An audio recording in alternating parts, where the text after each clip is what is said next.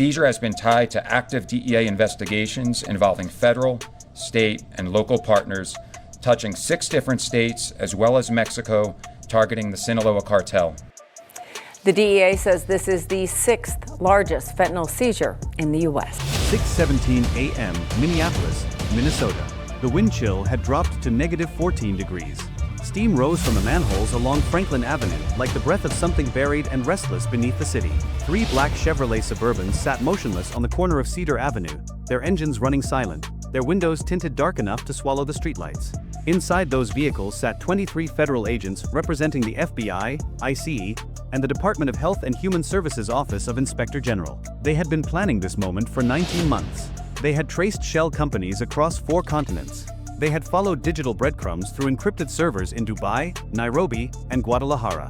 And now, in the frozen pre-dawn silence of a Minneapolis neighborhood, they were about to pull the thread that would unravel a $5 billion empire built on stolen futures and cartel logistics. The target was a 3-story building on the 2400 block of Riverside Avenue. State records identified it as the Horizon Bright Child Development Center, a licensed daycare facility serving low-income families.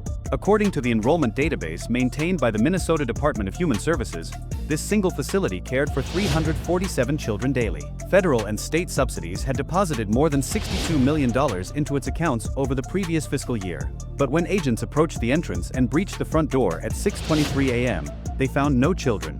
They found no parents. They found no life. The lobby was pristine. Plastic chairs were arranged in perfect rows. A television mounted on the wall displayed a frozen frame of an educational cartoon, paused mid-scene. The reception desk held a stack of intake forms, each one filled out with careful handwriting, each one documenting a child who had never existed. The lead agent, a 14-year veteran of the FBI's Public Corruption Unit, walked through the facility in silence. He opened classroom doors one by one. Cribs stood empty with mattresses still wrapped in factory plastic. Toy bins overflowed with items that had never been touched. A chalkboard in the preschool room displayed the alphabet in colorful letters, but the chalk itself had never been used. The dust on the ledge was undisturbed. In the back office, investigators found the nerve center of the deception. Filing cabinets contained dossiers on more than 900 children, complete with social security numbers, birth certificates, immunization records, and parent signatures. Every document was fabricated. The social security numbers had been purchased from identity brokers operating on dark web marketplaces. The birth certificates had been manufactured using templates stolen from county clerk offices in 3 different states. The signatures had been generated by a machine learning algorithm trained to replicate human handwriting with statistical variation. This was not amateur fraud. This was industrial-scale identity synthesis. But the real discovery waited inside a reinforced closet behind the director's desk. When forensic technicians cut through the steel door, they found $47 million in cash bundled in vacuum-sealed bags. Sitting on top of the money were 3 encrypted satellite phones and a leather-bound ledger written entirely in code. The final item in the closet was a photograph, a single image showing the facility's director standing beside a man whose face triggered immediate recognition in the federal database. That man was a senior logistics coordinator for the CJ&G Cartel, one of the most violent and sophisticated drug trafficking organizations in the Western Hemisphere. At that moment, the FBI understood what they were dealing with. This was not welfare fraud. This was not a local scheme exploiting bureaucratic inefficiency. This was a money laundering terminal embedded in the American social safety net, funded by taxpayer dollars and operated for the benefit of a transnational criminal empire. If you believe that stealing money meant for vulnerable children to fund cartel operations is a crime that demands accountability, tap the like button and comment justice below. The director of the Horizon Bright Child Development Center was a 51-year-old woman named Amina Hosen Farah. According to state licensing records, she had operated child care facilities in Minneapolis for more than 12 years. She served on the board of 3 community nonprofits. She had been photographed with state legislators at ribbon-cutting ceremonies. She had received a commendation from the mayor's office for her contributions to early childhood education. But the federal investigation revealed something far more sinister beneath the surface of civic achievement. Amina Hosen Farah had entered the United States on a family reunification visa in 2011. Her background checks had returned clean because the documents submitted were expertly forged. She had no formal education in child development. What she had was a network of contacts stretching from East Africa to Central America, and a direct line to the CJ&G cartel's financial apparatus through intermediaries operating in Kenya and Mexico.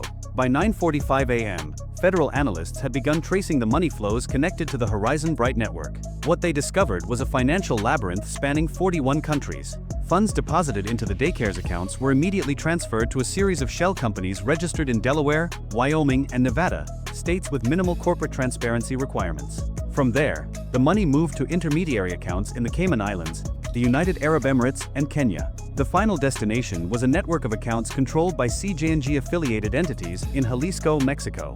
The operation had a name. Buried in the encrypted files recovered from the facility servers, analysts found references to something called Project Lighthouse. The name was darkly ironic. This network had been designed to guide billions of dollars through the darkness, away from legitimate recipients and into the hands of cartel leadership. The scale was staggering. Between 2020 and 2025, Project Lighthouse had processed more than $5 billion in fraudulent child care subsidies across a network of 67 facilities in Minnesota, Wisconsin, Ohio, and Arizona. The money had funded cartel operations across North America and beyond. It had purchased precursor chemicals for fentanyl production in Sinaloa. It had bribed port officials in Long Beach and Houston. It had financed the construction of drug tunnels beneath the Arizona border. And at the center of it all, investigators found a name that changed everything. The encrypted authorization protocols embedded in Project Lighthouse's financial architecture required approval from a single individual for any transfer exceeding $5 million. That individual was identified in the system only by a code name, Director North. When analysts cross-referenced the digital signature associated with Director North against federal databases, they found a match. The signature belonged to a laptop registered to the Minnesota Commissioner of Children and Families, a political appointee named Gerald Thorson. Gerald Thorson had served in state government for 22 years.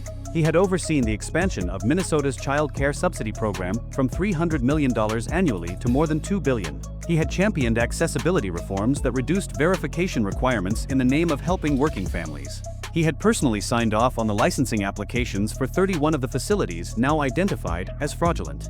And according to the encrypted records, he had received more than $18 million in payments routed through a trust fund registered in his wife's maiden name. This was not negligence. This was not bureaucratic failure. This was command-level collusion between a senior state official and a transnational drug cartel. Gerald Thorson had transformed Minnesota's child care system into a money laundering operation. He had weaponized compassion. He had turned the social safety net into a cartel ATM. If you're still watching and you understand the gravity of what's being revealed, stay with me. What comes next is worse. At 2:14 a.m. the following morning, a federal command center activated in downtown Minneapolis. The facility was a repurposed warehouse that had been converted into a joint operations hub for FBI, ICE, DEA, and DHS investigators. On the main wall hung a digital map of the Upper Midwest. Red markers pulsed across the screen, each one representing a confirmed node in the Project Lighthouse network. There were 67 facilities in total, spread across 4 states. 34 were in Minnesota, 18 were in Wisconsin, 10 were in Ohio, 5 were in Arizona. The scope of the corruption was unprecedented. This was not a local problem. This was a regional infrastructure project designed to siphon billions from the American taxpayer. At 4:30 a.m., the operation began.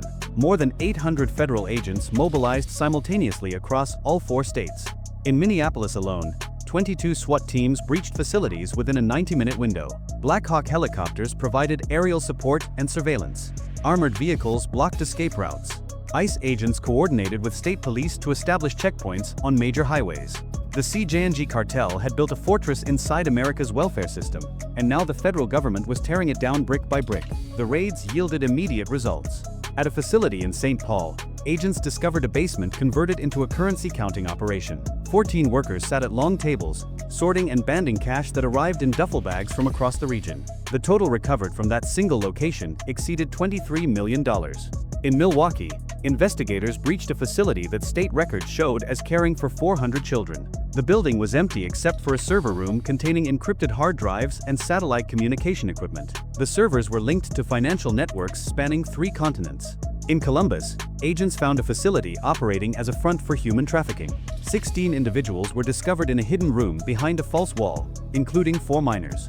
They had been transported from Central America through cartel-controlled routes and were being held for labor exploitation. But the most significant discovery came from a property outside Rochester, Minnesota. State records showed the address as an agricultural supply warehouse with no connection to child care.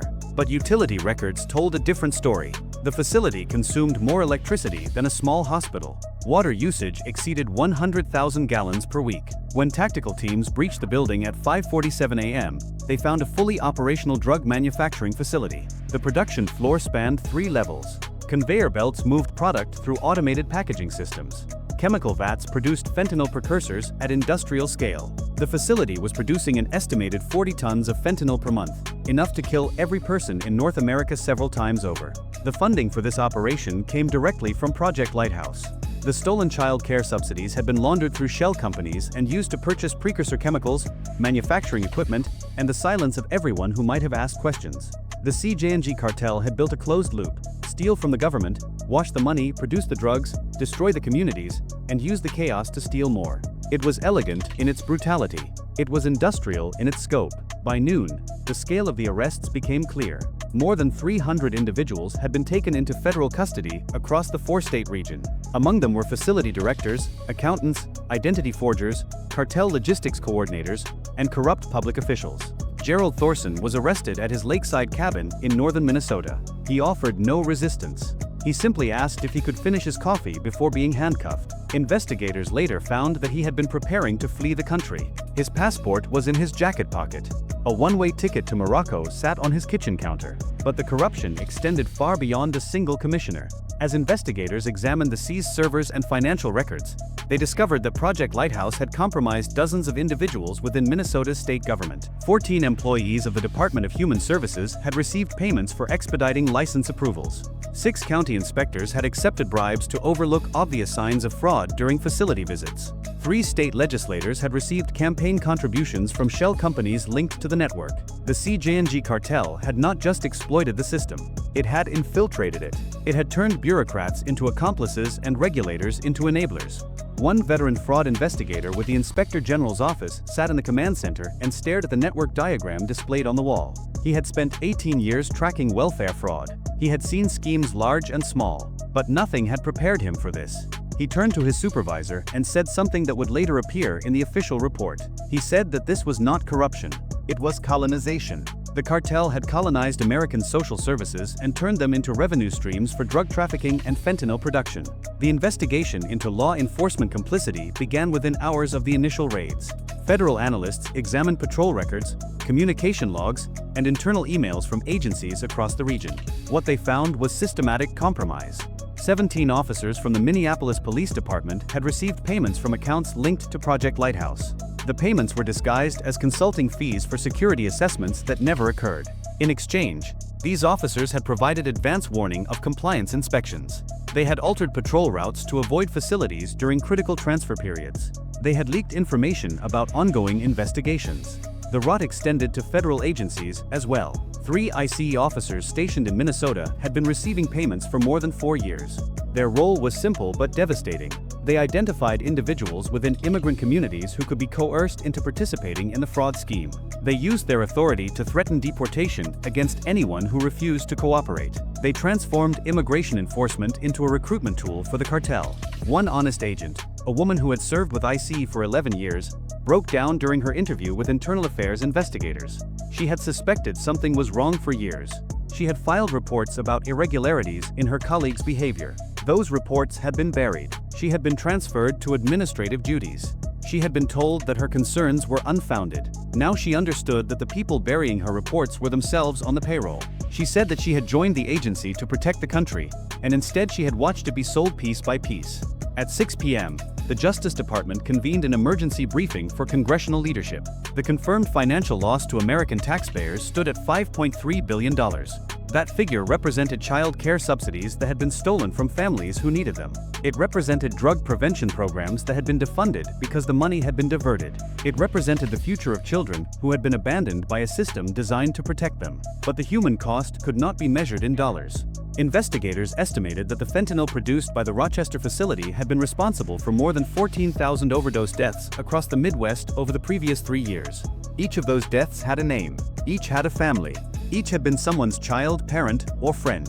The stolen money had been converted into poison and distributed through communities that were already struggling. The cartel had used America's compassion to fund America's destruction. The investigation revealed one final layer of the conspiracy that transformed the case from regional corruption into a national security emergency. Among the files recovered from Gerald Thorson's personal devices, analysts discovered communications with individuals operating in East Africa and the Middle East. The money flowing through Project Lighthouse had not been used exclusively for drug production. A portion of the funds, an estimated $700 million, had been diverted to organizations with suspected ties to extremist networks operating in Somalia and Yemen. The DAYCARE fraud had become a terrorism financing pipeline. American taxpayer dollars intended to help children had been laundered through cartel networks and delivered to groups that wished harm upon the United States. The system had been turned inside out. The safety net had become a weapon pointed at the people it was meant to protect. At 11 p.m., federal prosecutors announced that charges would be filed against 217 individuals. The charges ranged from wire fraud and money laundering to drug trafficking, human trafficking, and material support for terrorism. Gerald Thorson faced a potential sentence of life in prison without parole. Amina Hosen Farah remained at large, believed to have fled the country through a network of cartel-controlled transit points.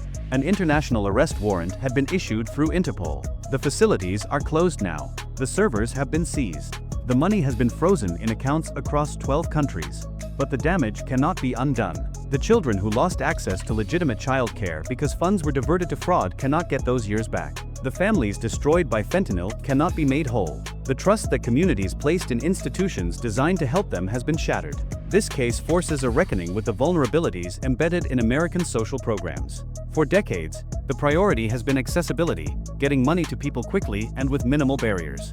That compassion was weaponized. The CJ&G cartel understood that bureaucracies are afraid to ask hard questions. They understood that efficiency often means reduced verification. They understood that political correctness could be exploited to avoid scrutiny. They built an empire on those weaknesses. The investigation into Project Lighthouse proved that the most dangerous threats do not always announce themselves. Sometimes they arrive wearing the clothing of community leaders. Sometimes they fill out paperwork and attend ribbon-cutting ceremonies and collect commendations from mayors. Sometimes they smile at the camera while stealing the future from beneath our feet. The factory in Rochester has been demolished. The network has been dismantled. But the question echoes across every state in America. How many other facilities are operating right now, collecting millions while children go without? How many other systems have been colonized by organizations that wish US harm? How many other corrupt officials are sitting in state offices, signing approvals and collecting payments? This story is a warning. Power does not always require violence. Sometimes it only requires patience. Sometimes it only requires finding the gaps in systems built on trust and exploiting them until there is nothing left. The cartel did not need to invade America. They simply needed to fill out the right forms. If you believe we need a complete audit of every social program in America, if you believe that accountability must reach every level of government, comment expose below. Share this story so that others understand what was found beneath the surface of a Minneapolis daycare. Stay vigilant, stay informed. The threat is not always visible, and the enemy does not always wear a uniform. Remember, this story was a fictional dramatization inspired by real concerns about fraud and corruption. It was created for storytelling and awareness purposes only. The questions it raises are real, and the vulnerabilities it describes exist in systems across the country. The only defense against exploitation is vigilance, and vigilance requires that we keep watching and keep demanding answers.